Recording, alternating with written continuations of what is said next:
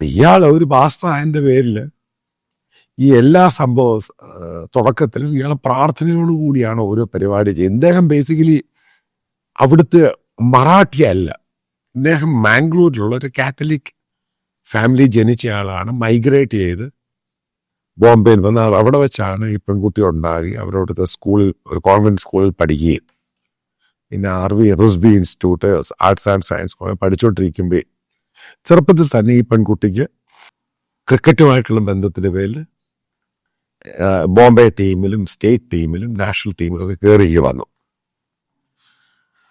അപ്പോൾ ഇയാൾക്കെതിരെ ഒരു കംപ്ലൈൻ്റ് ഉണ്ടായിരുന്നു. അതായത് അവിടെ വരുന്ന കുട്ടികളെയും മറ്റുള്ളവരെയും ഇദ്ദേഹം കൺവേർട്ട് ചെയ്യാൻ ശ്രമിക്കുന്നു. അതിൻ്റെ പേരിൽ ഈ പെൺകുട്ടിയുടെ ഓണറി മെമ്പർഷിപ്പും എല്ലാം കൂടെ ഈ ക്ലബിൽ നിന്ന് എടുത്ത് സസ്പെൻഡ് ചെയ്തു. അപ്പോൾ ആദ്യം ഇതിനെപ്പറ്റി ഒരു എൻക്വയറി വെച്ചു. എൻക്വയറിക്കകത്ത് ഇതിനകത്ത് കൺവേർഷൻ സംഭവം ഉണ്ടായിട്ടില്ല.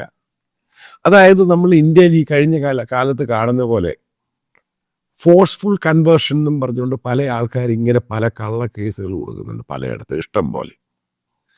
അതേപോലെ ഒരു കള്ളക്കേസ് ഈ പെൺകുട്ടിക്കെതിരെയും പിതാവിനെതിരെ ഈ പറയുന്ന ഖറ ജിംഖാനയിൽ കൊടുത്തു.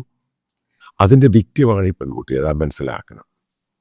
അതിൻ്റെ പേരിൽ നിങ്ങൾക്കറിയാം, ഇന്ത്യയിലെ സ്പോർട്സ് ആണെങ്കിലും ക്രിക്കറ്റ് ആണെങ്കിലും എല്ലാ ബോഡീസിലും ഇന്ത്യ ഭരിക്കുകയും ആ സ്റ്റേറ്റ് ഭരിക്കുകയും ചെയ്യുന്നവരുടെ കയ്യിലാണ്. പ്രത്യേകിച്ച് BJP സംഘപരിവാർ ഗ്യാങ്ങിൻ്റെ കയ്യിലാണ് കംപ്ലീറ്റ് ആയിട്ട് അവർ കാര്യങ്ങൾ ഹാൻഡിൽ. ആര് ടീമിൽ വരണം, ആര് ടീമിൽ കളിക്കണം, ആര് ടീമിൽ കളിക്കണ്ട, ഇതൊക്കെ അവരാണ് തീരുമാനിക്കുന്നത്. അതായത് നല്ല ഫോമിൽ നിന്ന് ആ പെൺകുട്ടിയെ പൂർണ്ണമായിട്ടും മാറ്റി നിർത്തി. അതിനെപ്പറ്റി ആ പെൺകുട്ടി ശരിക്കും പ്രതികരിക്കുന്നുണ്ട്.